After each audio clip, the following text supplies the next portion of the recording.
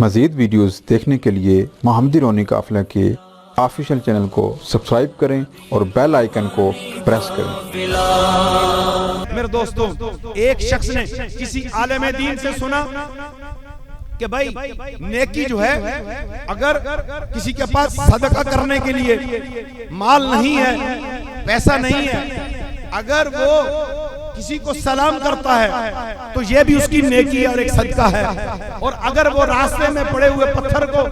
Side پہ کر دیتا ہے یہ بھی ایک نیکی ہے اور صدقہ ہے۔ اس نے یہ بات چلتے چلتے سن لی، کہا نیکی تو بہت اچھی ہے۔ اس نے اپنی زندگی کا ایک معمول بنا لیا،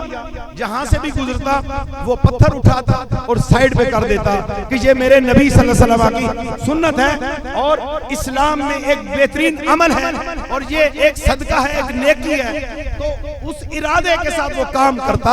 اور کچھ دن وہ کام کرتا رہا، اور اس کا مقدر جاگتا ہے کہ رات سوتا ہے اور زیارت مصطفیٰ کریم صلی اللہ علیہ وسلم ہوتی ہے، اور آقا نبی کریم صلی اللہ علیہ وسلم فرماتے ہیں تو جس جذبے اور محبت کے ساتھ یہ پتھر اٹھاتا ہے، اللہ نے تمہارے جذبے کو قبول کر لیا ہے اور تجھے اپنا ولی بنا لیا ہے۔ دیکھیے اسلام کے اندر کوئی مشکل نہیں ہے۔ ہم اگر اپنے اندر دیکھیں، آج جس کام کو اسلام کہتا ہے یہ صدقہ اور نیکی ہے، ہم راستے اپنی گاڑیوں میں جاتے ہوئے بھی کچرا روڈ کے اوپر پھینک دیتے ہیں، ہمیں یہ خیال نہیں ہوتا کہ یہ کیلے کا چھلکا ہے، کوئی گر جائے گا،